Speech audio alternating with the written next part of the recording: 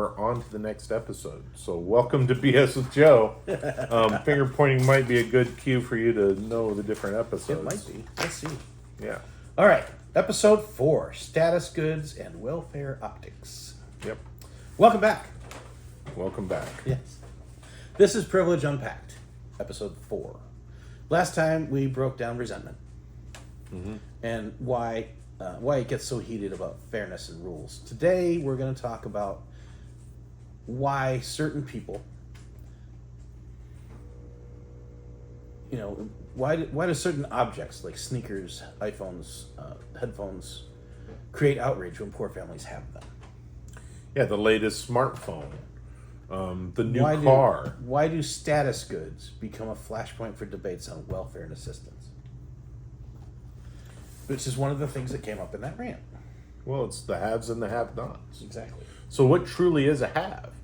The ability to have something or the ability to work for something? Because, is it given to you or did you work for it? Have you ever noticed how one purchase, like a phone or shoes or it can overshadow everything else in people's judgment? Oh, yeah. So why do you think outrage fixates on symbols instead of the actual math? It's because people flaunt things. Okay. They flaunt this, they flaunt that. I have a friend who constantly is talking about their next greatest thing, and they try to show it off every time I see them. I do not. So, yeah, it's not you, Joe. I know, but I don't have the next greatest thing. but we all have that person. I mean, it could be a family member, it could be a friend, but they're always talking and showing off the latest greatest thing. So, here's the optics problem: when taxpayers see people that they know are on assistance with flashy items, the reaction is instant. If they can afford that, why do they need help? Good question. Yeah. Here's the catch. The numbers don't add up. An iPhone on a payment plan doesn't equal financial stability.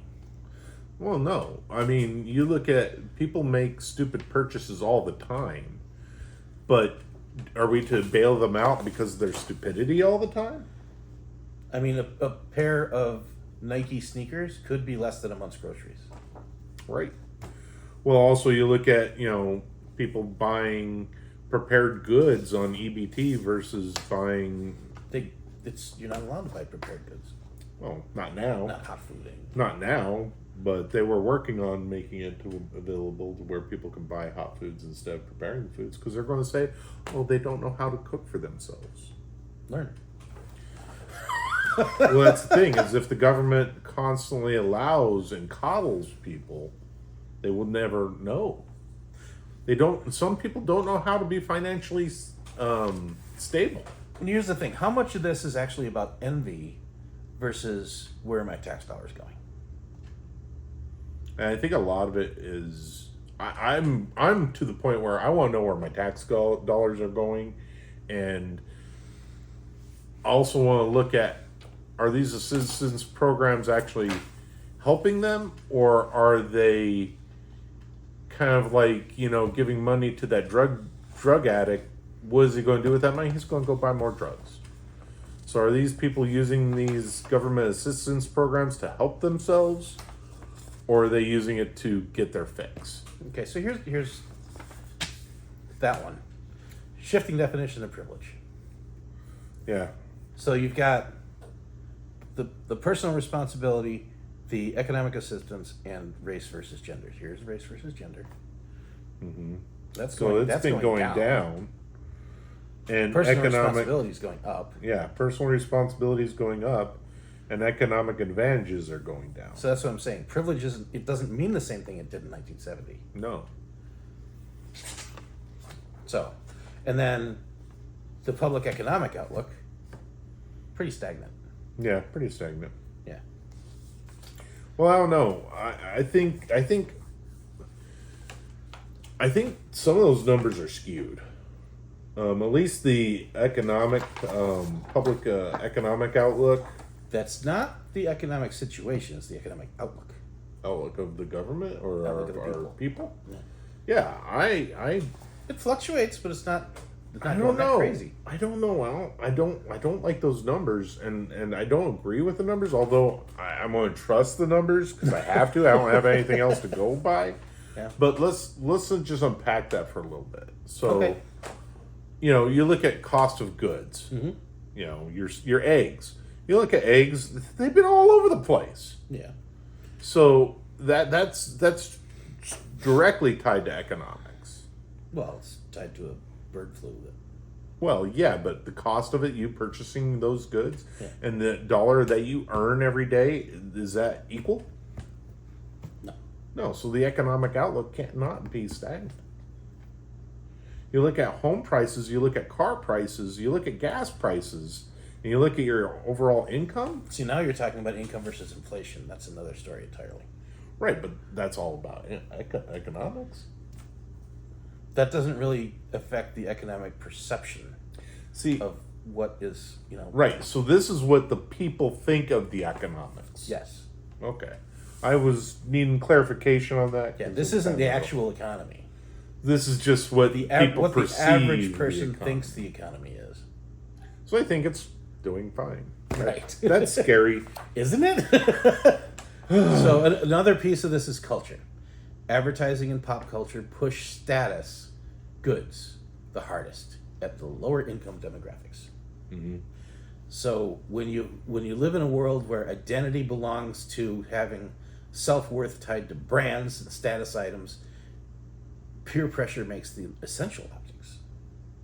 Mm-hmm. They've got to have the Jordans.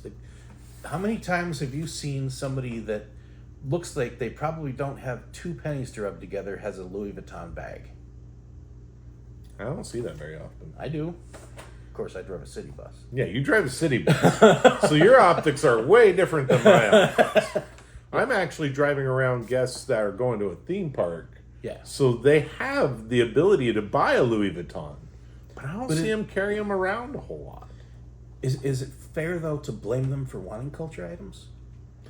No, but it goes back to their economic choices, I don't think are that great. Because it's just like giving that drug addict that little bit extra, just giving the drug addict dope is what it's equivalent Here's to. one for you. Drive through Paramore. Mm-hmm. Okay? Look at the houses. All right? They're all, 90% of them are dilapidated. Yeah. They're falling apart. Yeah. Okay? They've got brand new cars in the driveway. Mm-hmm. Brand new.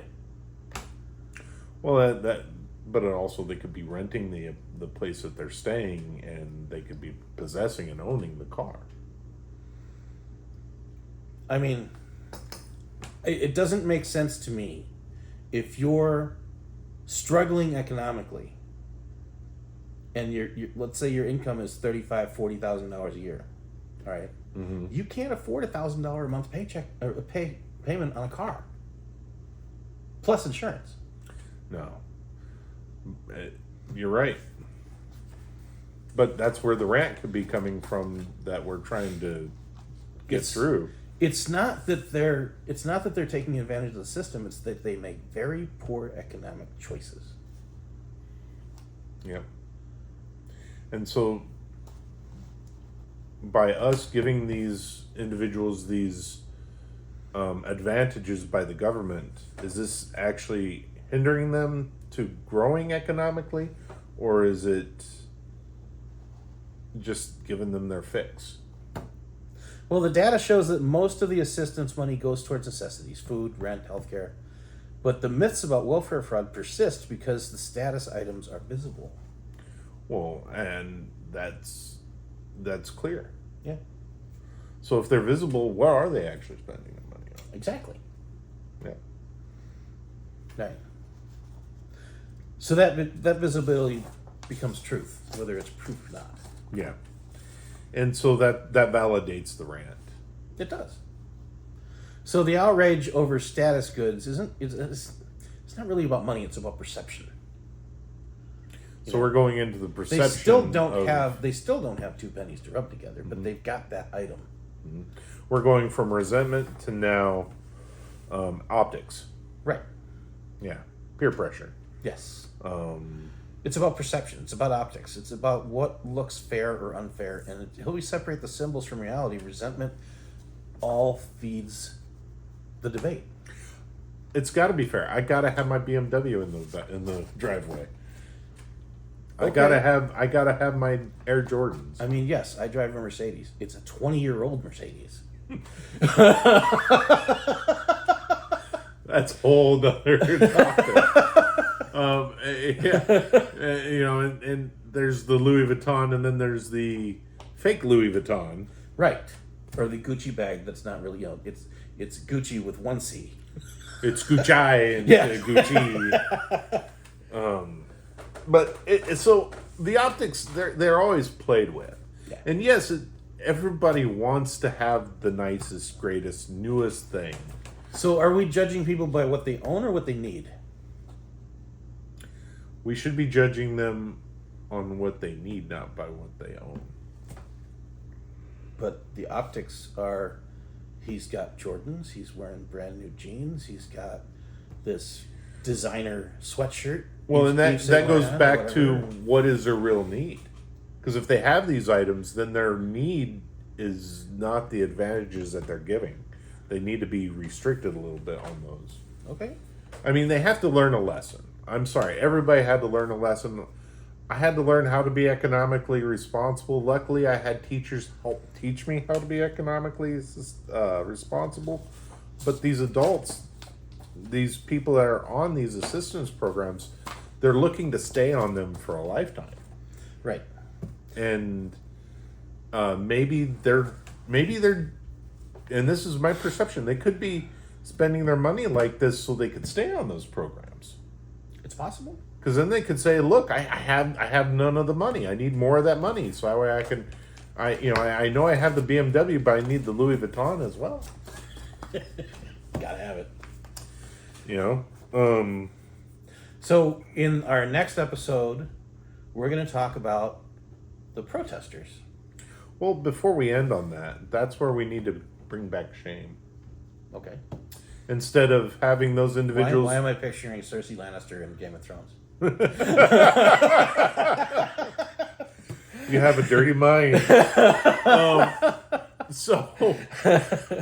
But we need to bring back shame. Like, shame those who have those items that have this assistance. I think that's why this rant exists. Why this person went on this rant is because he's trying to shame them. I think he's just venting. Well, he is venting because he doesn't have those privileges. And a whole lot of people are just agreeing with it. They see it because it's like, oh, that resonates with me. It does. All right. And so the shame is coming on. Mm-hmm. So I'm done with my little additive I had to add in there. So share, subscribe. In the next episode, we're going to talk about protesters. And are they really unemployed? Who's showing up to protest? That I would like to find out. Yeah.